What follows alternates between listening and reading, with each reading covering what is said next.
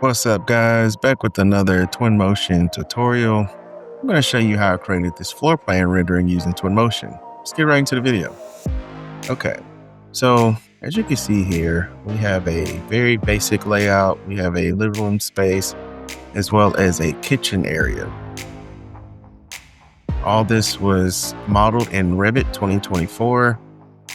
A lot of the assets came from Twinmotion library and also Sketchfab. So you can go to Twinmotion's library by going to Objects, Home, and you have different options here. Or you can go into Sketchfab and see your options there. And you can go to the search menu bar here and just kind of type out and see what kind of assets that they have available to you, and you can use that in your scene. Okay, so we do have a few assets I want to add to our scene before we start rendering, and let's see what we can come up with. I've already saved some assets in my user library here, and we're just going to start adding this to our scene.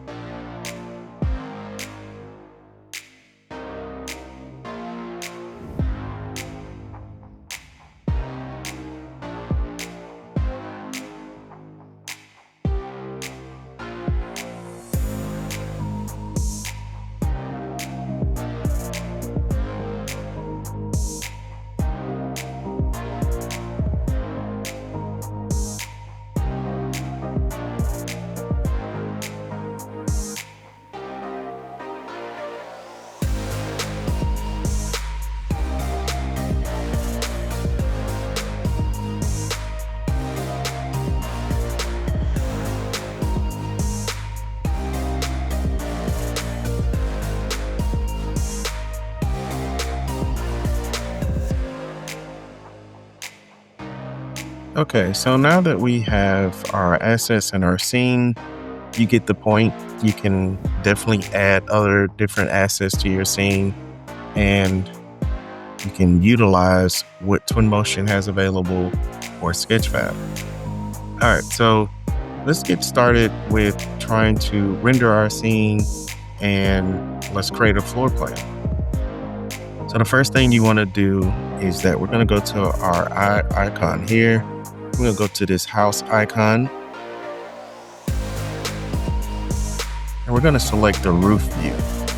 So here we're in perspective, and your other two is your elevation, and this is your back view, and this is your front view. We're going to select our top view, and there we are essentially have a floor plan. Okay, so for us to keep this view here, we're going to click the add image plus sign here. So now that we have our snapshot of our floor plan, we're going to rename it. So you click on the three dots here. I'm going to hit rename, and we're going to call this render floor plan.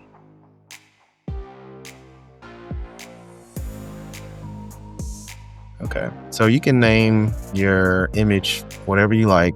It's just what I'm going to name mine. And now that we have our image, we can make more adjustments. So we're going to go to our panel here, and we're going to start off with the environment. And you can kind of see we already have a environment preset, which is on default. And we have choices between dynamic sky, and HDRI. And we can change the time of day, north offset, and make a lot of adjustments. What I'm going to do is do something a little different.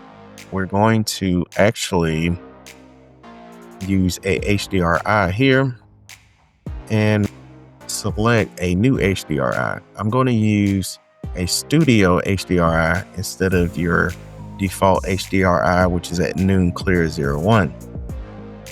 Okay, so how do we do that? We're going to go to the three dots here, and we're going to go to library, and we're going to go to, I actually accidentally clicked off of it. Let's go to library, go here, skies, here we go. We're going to go to studio, and we're going to go down to Studio 27, and we're going to drag and drop that onto our viewport. So Twinmotion is going to make its adjustments to the new selected HDRI. As you can see, you see a little bit of a difference. You see some of the shadows and the lights coming in. And what we're going to do next is we're going to go ahead and hit render. I like to test out Path Tracer early on, just so I can see the results as we make adjustments through our scene. So we're going to go to render, and we're going to hit Path Tracer. So as you can see that we have a quality here, and it's set to medium. So if we go to details, it tells us what our samples per pixel is at and our max bounces. And we have missing materials check and our denoiser check and our fireflies. Okay, guys, don't forget to smash that like button for me and hit the notification bell. All right, so I think we want to adjust our samples per pixel a little higher than this. We'll do 1024. And we'll leave everything else the same, but we'll come back and make those adjustments. So let's go to environment. Let's start making some adjustments here. We're gonna keep HDRI and Sky Dome. We're gonna change our intensity to 15.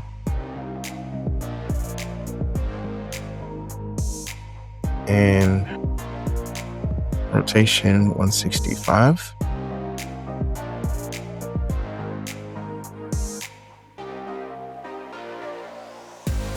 Okay, so everything looks good here. Let's go to our camera and see what other adjustments we can make to enhance our rendering. All right, so we have our auto exposure checked, which is fine. But if you want more control, you can uncheck that and you can make your own adjustments as you like. But you still can keep it auto exposure on and make the adjustments as you move forward. So here we have exposure at 1. I'm gonna keep it at 1. Our white balance is at 6500 K, which the K stands for Kelvins. And this gives us a more warmer tone. And I want to change this. I'm gonna change it to 4900. Gives us a more of a cooler tone. And depending on your preference, you can go either way. But I tend to go with the cooler tones most times, but it just depends on the rendering itself. All right, so now that we have that, I'm not going to make any adjustments to the tint. We're going to keep that at 0. Our local exposure, we have it checked, enabled. I'm going to increase that to 1 all the way to the max, and the shadows. Okay, so now that we have that, we have our vignetting, and our vignetting is going to essentially darken the corners in our image, and we can just kind of show you what I mean by that. So as you can see, it hones in on the image itself, and we kind of lose our background, which is fine, but I think it looks pretty good, and we'll make those adjustments and some tweaks as we go along. So right now it's at 70%. We can make that 50%.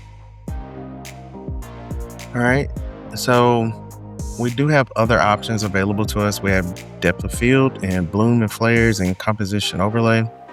We can look at our composition overlay. We can take our image and line it up as we see fit.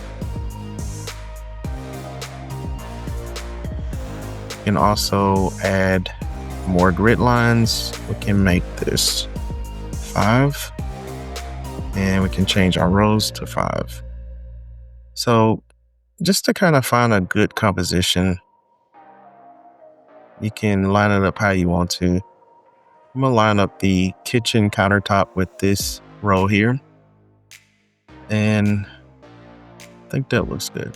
All right, so now that we have our placement, our composition the way we want, we can turn off our grids, and we can update our image by clicking the refresh button. Okay, so now that we have that, let's go ahead and go to FX, and let's make some adjustments to our contrast, our saturation, our clarity, and our sharpness. So you're going to start seeing some adjustments here, and you'll start seeing some differences in your rendering. So right now we have our contrast at 50%. Let's change our contrast to 45%. Change our saturation to 55%. And our clarity is gonna bring some clarity to our image, which you'll start to notice some details show up a little better than what they're showing now. So right now our clarity is at 0%. We're gonna change it to 35%. So you start to see the details more in our image, and also it sharpens it as well. So we do have an option for sharpness, and I'm going to increase that to 20%.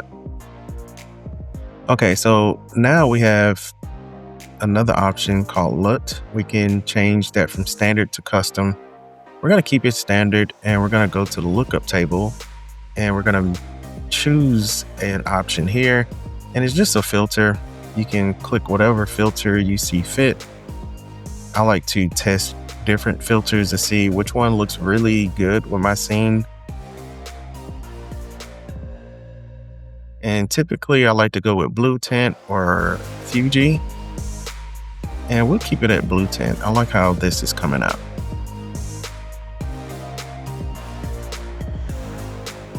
Guys, don't forget to smash that like button for me and hit the notification bell. All right, so here we have our output size at full HD. I'm gonna change that to 8K. Go to details, we're gonna select tile rendering. Go back to our render tab, and I'm going to increase this to 2048. And my max bounce, I want to change it to 30. All right. So I'm just kind of checking through some things. I may want to increase my intensity, increase it to 50%. Okay. So this floor plan rendering is looking really good, and I really like how it turned out. Guys, let me know in the comments of what you think, and if this video was helpful, please leave a comment down below, and I appreciate your time, and we'll be back with another one.